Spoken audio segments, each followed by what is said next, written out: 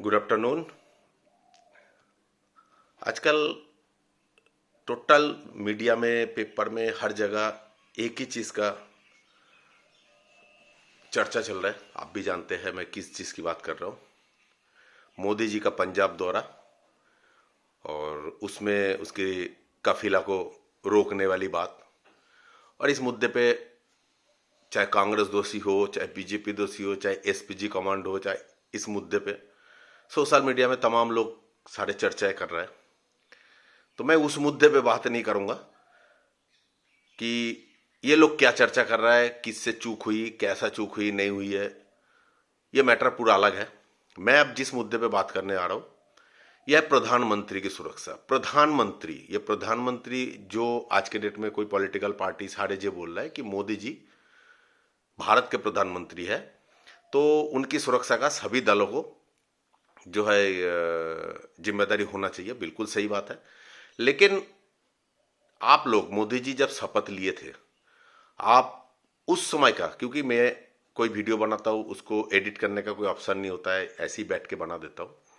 आपको social media में search करोगे वो मिल जाएगा आपको। वहां पे देखिएगा मोदी जी ये बोला था कि बीजेपी उनकी मां है और उनकी बीजेपी को उन्होंने इतना प्यार करता है, इस पार्टी को, उनके आंखों से आंसू तक आ गया था। तो सबसे पहली बात है कि मोदी जी के लिए बीजेपी मां है क्या भारत मां है, ये पहले क्लियर होना जरूरी है। दूसरी बात है, मोदी जी आपके काफिले में ना तो कोई पत्थर पड़ा और ना तो किसी ने गोलियां मारी, ना कुछ ऐसा किया है। रोकने की वो किया था क्योंकि विरोध जताया था। आप ये चीज बताइए कि विरोध जताना कोई गुनाह है क्या? आप गलत करते जाओगे, गलत करते जाओगे, झूठ पे झूठ बोलते जाओगे और आपको कोई विरोध नहीं करेगा? वैसे तो विरोध जताने का कोई प्लेटफॉर्म हमारे लिए अपने बचा है नहीं, ना कोई मीडिया, ना कोई मुंह खोलने की जगह। क्योंकि आपने नोटबंदी से लेके आज तक का देश की जो बर्बादी अपने की है, कितने लोगों को आप डायरेक्ट छुरा नहीं भोंके, लेकिन आप किस तरीके से हत्याएं किए हैं जिसकी गिनती आप करके खत्म नहीं कर पाओगे।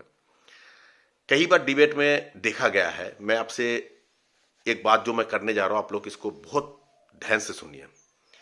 आपने देखे होंगे कन्हैया सिंह के साथ जो है अपना संबित पत्रा का डिबेट, जिसके अंदर कई बार संबित पत्रा से कन्हैया सिंह ये पूछा गांधी या गोडसे, गांधी या गोडसे।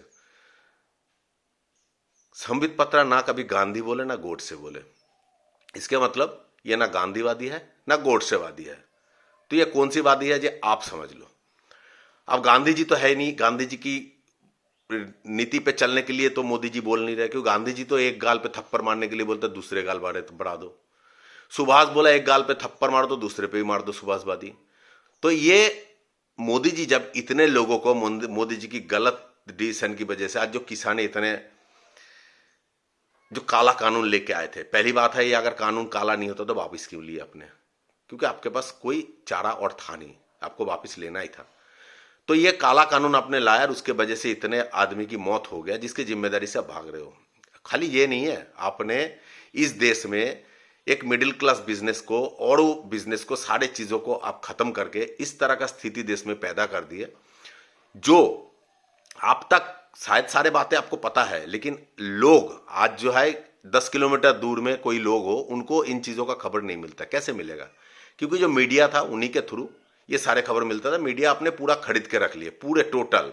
और किस तरीके से मीडिया खरीदे आपने, उसका एक छोटा सा एग्जांपल दे देता हूं। मान लीजिए कि आपने एक मच्छर मारे AK-47 से, आपके मीडिया उस मच्छर को शेर कर देगा और AK-47 को डंडा कर देगा। मतलब एक डंडे से आप एक शेर मार के आए हो। तो इस तरह से तो आपका मीडिया है, पूरा मीडिया राजनीति आपका चलता है। आपने इस देश के लिए किए क्या ये बताइए? 7 साल से आपने इस देश के लिए कुछ किए नहीं है। और दूसरी बात है, हमेशा इस तरह का जो चीज है, जो अभी हुआ आपका काफिला पंजाब में, कब हुआ? जब यूपी में चुनाव आया। आप लोग याद करो, लास्ट टाइम लोकसभा का जब चुनाव हुआ था तब पुलवामा हमला हुआ था। जब भी ऐसा कोई, क्योंकि यूपी चुनाव इतनी महत्वपूर्ण है इनके लिए, जैसे यूपी का चुनाव का डेट आ गया, वहां छापामारी हो रहा है, काला धन मिल रहा है, 138 करोड़, 40 करोड़, 200 करोड़ लोगों के घरों से मिल रहा है, उनके काफिला में रोका जा रहा है। ये सब चीज इसी समय क्यों होता है? क्योंकि ये सिंपथी लेना इनसे बेहतर कोई नहीं जानता है। तो ये नोटंकी मोदी जी आप बंद कीजिए। हमें बीजेपी से कोई एलर्जी नहीं है, लेकिन मोदी जी हमें बहुत एलर्जी है आपसे, क्योंकि आप एक पूंजीपति की सरकार है। एक्चुअल क्या है ना, हमारे हिंदुस्तान के जो लोग हैं ये दो मामले में ये बहुत कमजोर है। मैं आपको साफ बोल रहा हूं, एक तो धर्म के मामले में और एक सेक्स के मामले में। और ये दो मामले में लोग राज करता है और पैसा कमाता है। आप देखोगे कि हिंदुस्तान की जो लोग हैं इनको सेक्सुअल कोई समस्या होता है, ये डॉक्टर के पास जाने से कतराते हैं, लेकिन सोशल मीडिया में इसको अगर कोई दवाई या कुछ ऐसा मिल गया चुपचाप ऑर्डर करके ले लेता है, और उसकी जो फायदा है वो बनाने वाला आदमी पता नहीं क्या उनको देता है, लेकिन वो ले लेता है और उसकी फायदा उठाता है दूसरा धर्म के नाम पे, जो आप कर रहे हो। आप मंदिर मस्जिद जे बना के जो है आप जो है लोगों को बरगला के आप हिंदुत्व की बात कर रहे हो। आप कितने हिंदूवादी हो ये हमसे बेहतर कोई नहीं जानता। हमें खुद हिंदू होकर आपके कट्टर विरोधी है मोदी जी, क्योंकि हम बीजेपी के विरोधी नहीं है।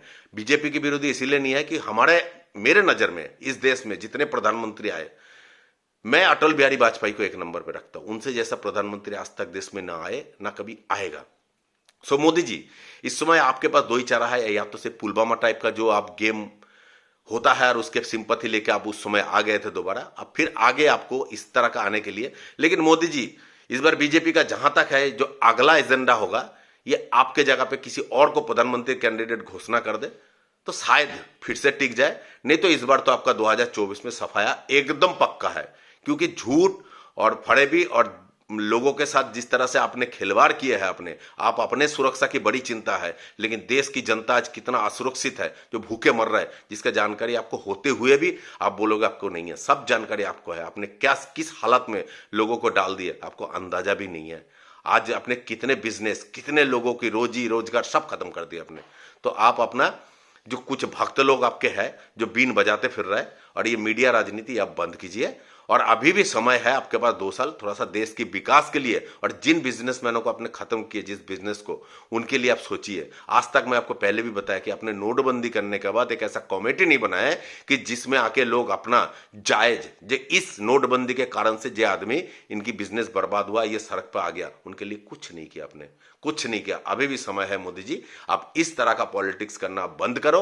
अब बंद करके जो है आप देश की विकास की तरफ ध्यान दो, ना कि ये हिंदू मुसलमान और हिंदुस्तान और पाकिस्तान करके आपने बहुत पिता लिए। ठीक है, आज के लिए इतना ही है। आपको अगर मेरे बात अच्छा लगे तो मेरे वीडियो को शेयर कीजिए और कमेंट भी लिखिए। आपको अच्छा लगे तो अच्छा लिखिए, अगर खराब लगे तो खराब भी लिखिए, मुझे कोई आपत्ति नहीं है। मैं एक आम जनता हूं, मुझे किसी पार्टी पॉलिटिक्स से कोई लेना देना नहीं है। एज ए बिजनेसमैन मैं बाहर निकालता हूं तो लोगों को देख रहा हूं, लोगों के पास रोजगार नहीं है।